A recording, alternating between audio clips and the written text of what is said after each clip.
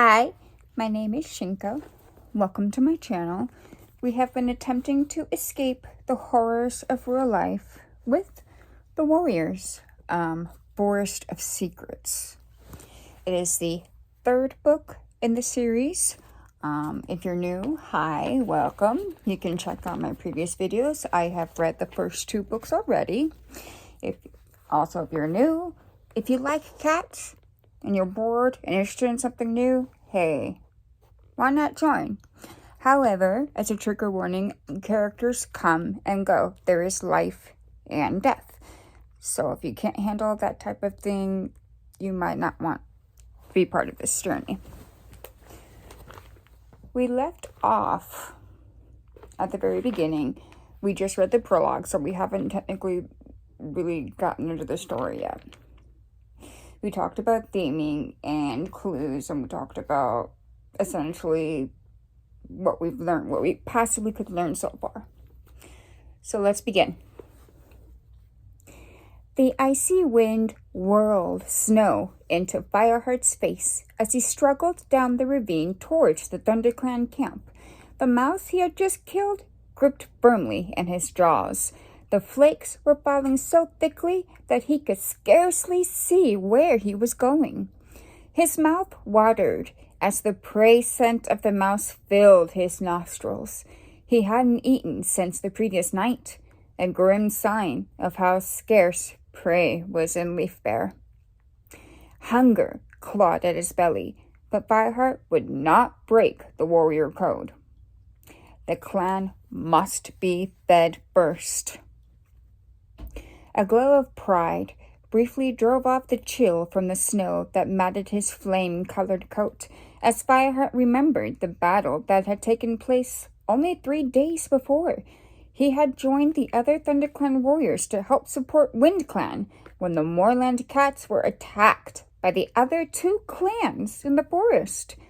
Many cats had been injured in that battle, so it was even more important for those who could still hunt to bring home prey.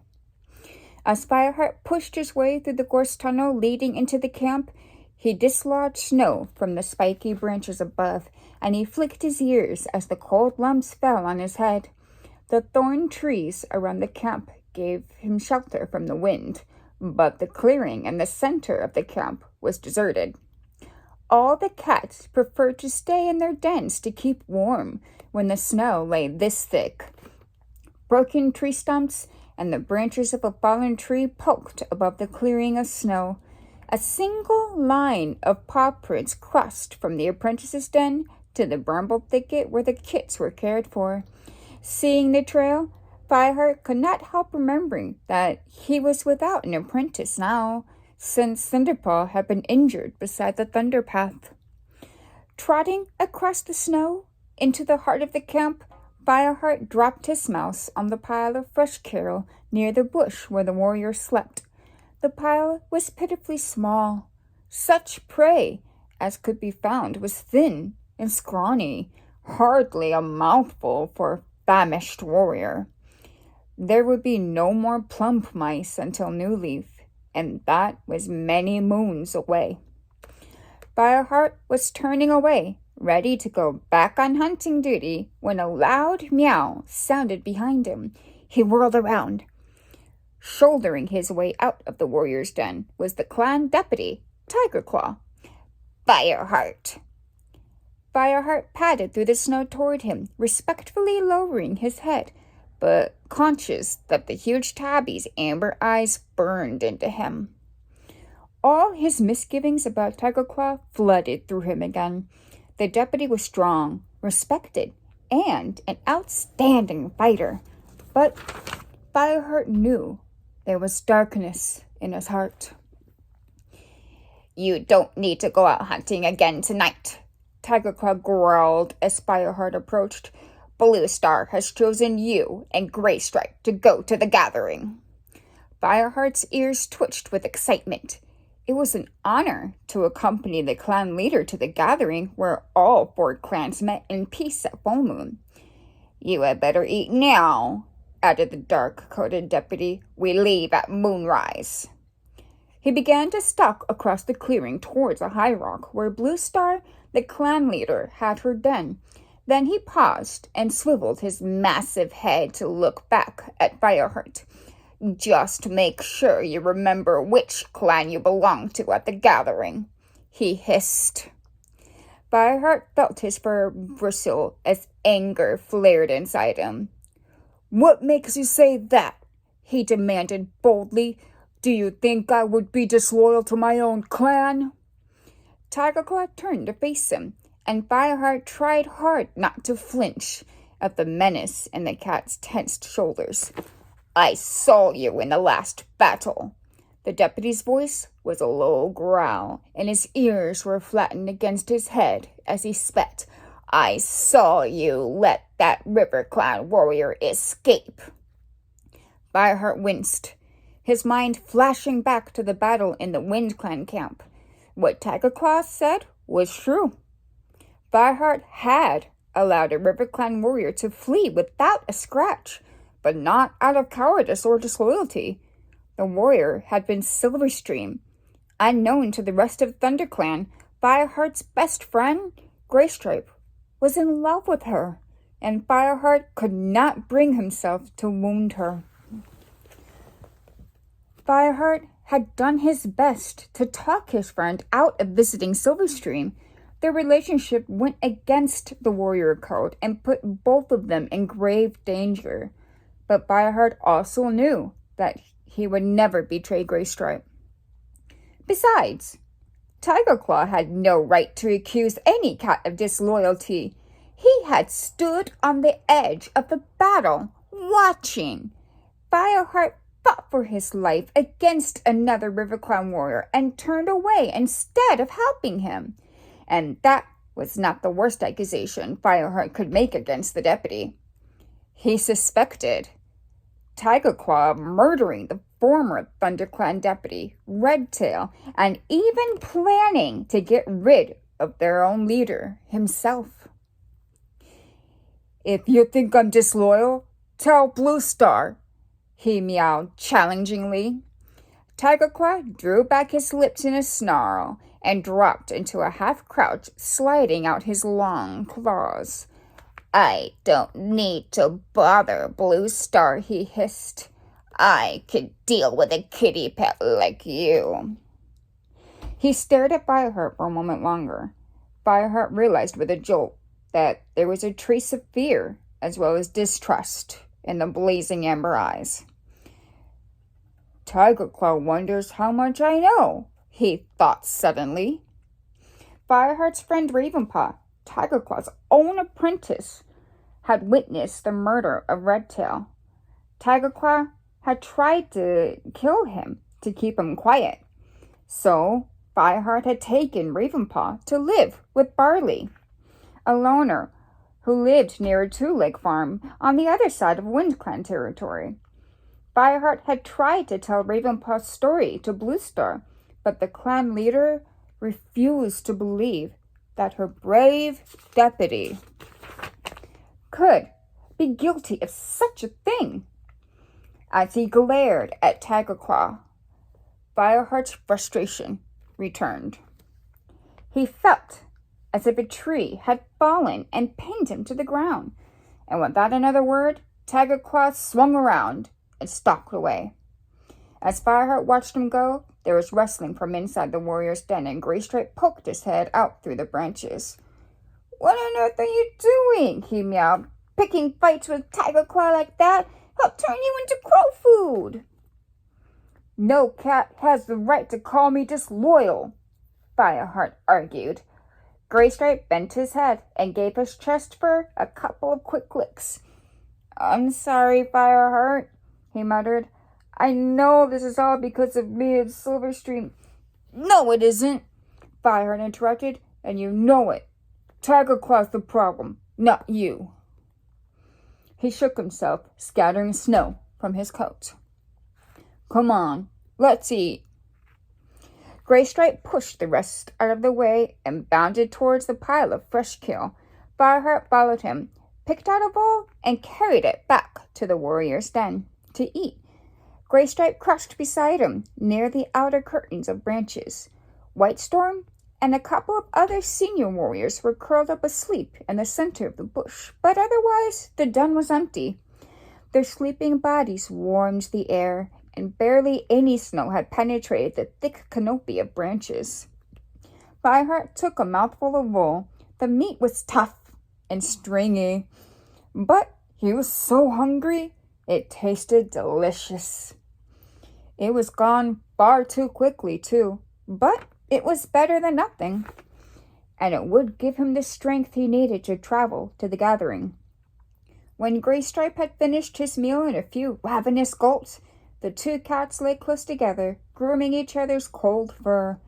It was a relief to Fireheart to share tongues like this with Graystripe again, after the troubling time when it seemed that Graystripe's love for Silverstream would destroy their friendship with Fireheart. Even though Fireheart still worried about his friend's forbidden affair since the battle, he and Graystripe had rekindled their friendship, so it was as close as before. They needed to trust each other if they were to survive the long seasons of leaf fare, and even more than that. Fireheart knew he needed Graystripe's support against Tiger Claw's growing hostility. "I wonder what the news we'll hear tonight," he murmured in his friend's gray ear. "I hope River Clan and Shadow Clan have learned their lesson. Wind Clan won't be driven out of their territory again." Graystripe shifted uncomfortably. "The battle wasn't just for territory or greed," he pointed out. "Prey's even scarcer than usual. River Clan are starving since the Two Legs moved into their territory." "I know." Fireheart flicked his ears in reluctant sympathy, understanding that his friend would want to defend Silverstream's clan. "But forcing another clan out of their territory isn't the answer." Graystripe muttered an agreement, and then fell silent. Fireheart knew how he must have felt. It was only a few moons since they had crossed the Thunderpath to find Wind Clan and to bring them home. Yet Graystripe was bound to sympathize with River Clan too, because of his love for Silverstream. There was no easy answers. The shortage of prey would be a desperate problem for all four clans, at least until Leaf Bear relaxed its cruel grip on the forest. Growing drowsy under the steady rasp of Graystripe's tongue, Fireheart jumped at the rustle of branches outside the den. Tigerclaw entered, followed by Darkstripe and Longtail. All three of them glowered at Fireheart as they settled in a huddle closer to the center of the bush. Fireheart watched them through slilted eyes, wishing that he could make out their conversation. It was too easy to imagine they were plotting against him. Fireheart's muscles tensed as he realized that he would never be safe within his own clan while Tigerclaw's treachery remained a secret. "What's the matter?" asked Graystripe, lifting his head. Fireheart stretched, trying to relax again. "I don't trust them," he muttered, flicking his ears in the direction of Tigerclaw and the others. "I don't blame you," meowed Graystripe. "If Tigerclaw ever found out about Silverstream..." He shuddered. Fireheart pressed closer to his side, comforting him, while his ears still strained to catch what Tigerclaw was saying. He thought he heard his own name, and was tempted to creep a little closer, but just then he caught Longtail's eye. "What are you staring at, kitty pet?" hissed the tabby warrior. "ThunderClan only wants loyal cats."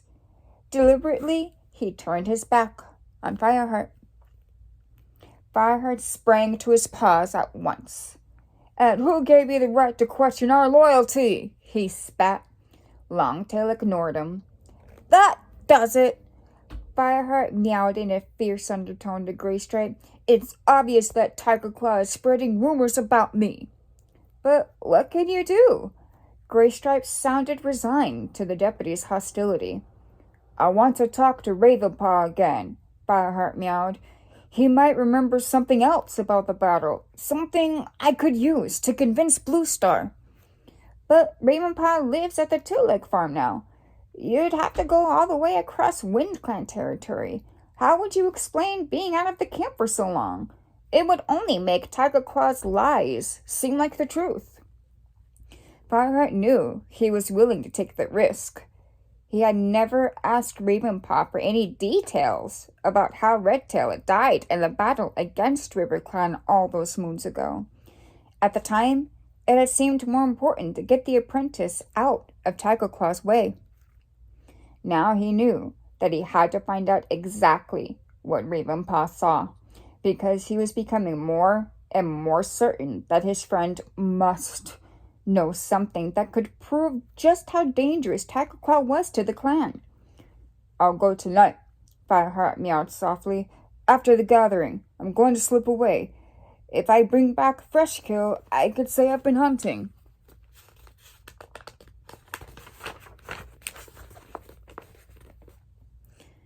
"You're taking a big risk," meowed Graystripe, giving Fireheart's ear a quick and affectionate lick. "But Tiger Claw's my problem too. If you're determined to go, then I'm coming with you." The snow had stopped, and the clouds had cleared away by the time the ThunderClan cats, Fireheart and Graystripe among them, left the camp and headed through the forest towards Ford Trees. The snow-covered ground seemed to glow in the white light of the full moon, and frost glittered on every twig and stone. A breeze blew towards them, ruffling the surface of the snow and bearing the scent of many cats. Fireheart shivered with excitement. The territories of all 4 clans met in the sacred hollow, and every full moon a truce was declared for the clans to gather beneath the 4 great oaks that stood in the center of the steep-sided clearing. Fireheart fell in behind Bluestar, who had already dropped into a crouch to creep the last few tail lengths to the top of the slope and peered down into the glade. A rock reared up in the center of the clearing between the oaks, its jagged outline black against the snow. As Fireheart waited for Bluestar's signal to move, he watched the other clan cats greeting one another below. He could not help noticing the glares and raised hackles as WindClan faced the cats of RiverClan and ShadowClan. Clearly, none of them had forgotten the recent battle. If it weren't for the truce, they would be clawing one another's fur. Fireheart recognized Tallstar, the leader of WindClan, sitting near the great rock with his deputy, Deadfoot, beside him. Not far away, Running Nose and Mudfur, the medicine cats of ShadowClan and RiverClan, sat side by side, gazing at the other cats with eyes that reflected the moon. Beside Fireheart, Graystripe's muscles were tense, and his yellow eyes glowed with excitement as he stared down into the glade. Following his gaze, Fireheart saw Silverstream emerge from the shadow, her beautiful black and silver coat rippling in the moonlight. Fireheart suppressed a sigh. "If you're going to talk to her, be careful who sees you," he warned his friend.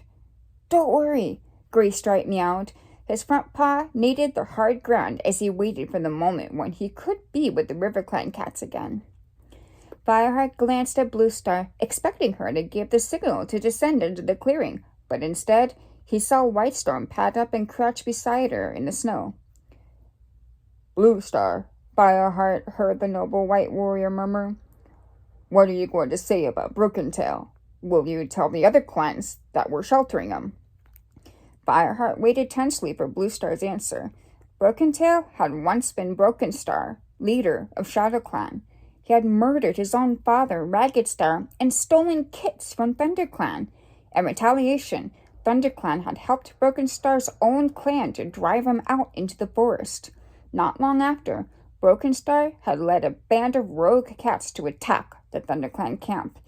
In the battle, Yellowfang, the ThunderClan medicine cat, had scratched his eyes, and now Brokentail was a prisoner, blind and defeated.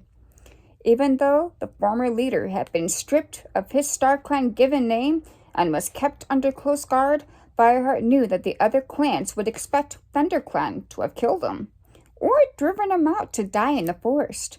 They wouldn't welcome the news that Brokentail was still alive.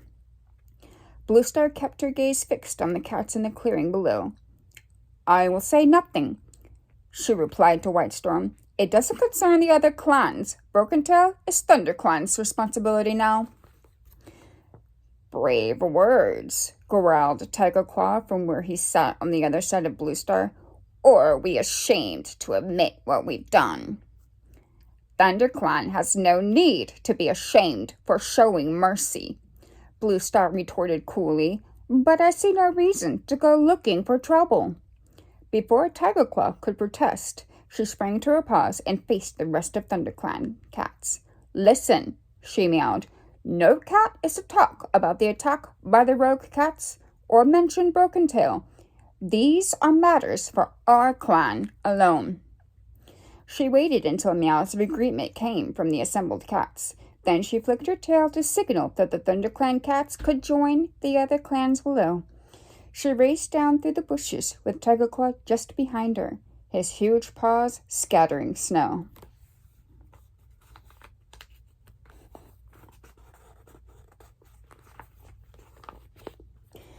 So I'm going to end it here.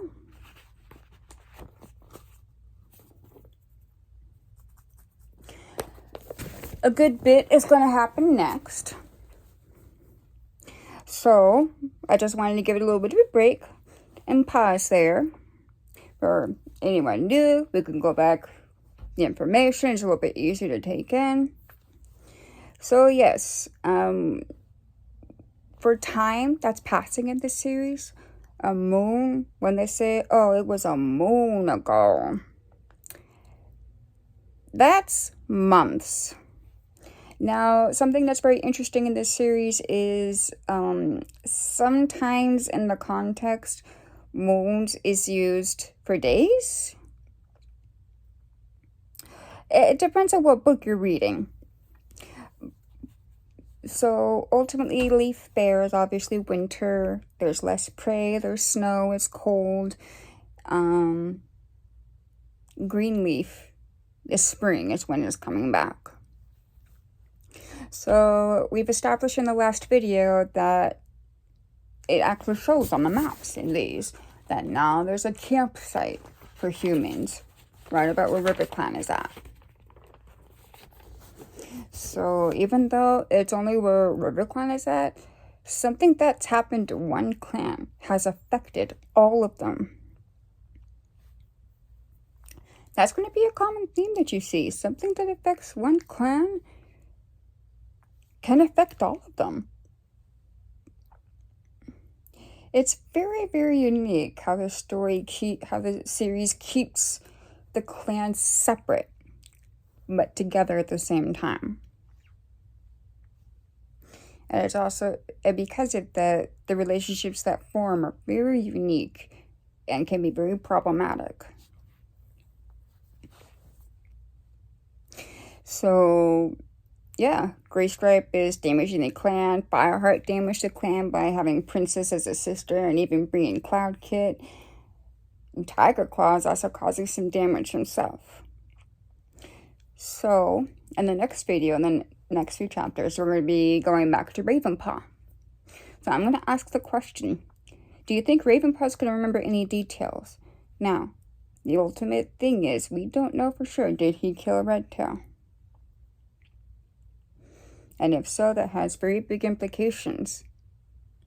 Tiger Claw might be a very dangerous enemy in the making. So, I'll leave it at that. I hope you're having a wonderful day. Please be safe out there in this crazy, mixed up universe of ours. Bye.